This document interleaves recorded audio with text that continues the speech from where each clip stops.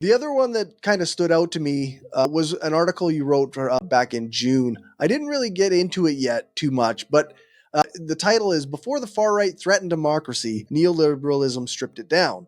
And I'm curious. I know it's been a while since you wrote the article, but if you can remember what your argument is in this article, I'm quite interested in it.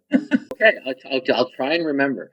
I think the argument there was that one of the ways that the only way that neoliberalism can really work, because it tends to become so unpopular so quickly, because it decimates public services, it erodes workers' rights, it privatizes state assets, it cut taxes for the rich, things like that, is you have to kind of circumscribe democracy at the same time. And what I mean by that is you have to sort of constrain the ability of the people to affect economic policy. You have to kind of ring fence economic policy. And you can see this in the way central banks are now, independent, right? We can't really influence them. You can see that in sort of balanced budget legislation, where you have to balance the budget regardless of if you're in like an emergency or things like that.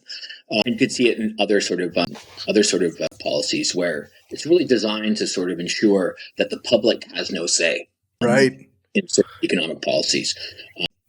And that's the way it's been able to fix itself and not be rolled back. Right, because that was always the fear of the early neoliberal theorists, where we can implement these reforms, these neoliberal reforms, but the people aren't going to like it. They're going to want to get rid of it. Right. That's one of the reasons why people like Friedman and Hayek loved Pinochet. Right. Like, ultimately, neoliberals tend to be authoritarians because they like that idea. Democracy shouldn't be to extend into the economic realm, versus a socialist who would be like, no, that's exactly where democracy should be, in the economic. Like I said, part of the neoliberal project is ensuring that it couldn't be rolled back by ensuring that democracy can't get into those sort of nooks and crannies of economic policy that is sort of shut off from public influence. So I believe that's the argument I was making there. Or at least that was the premise of it.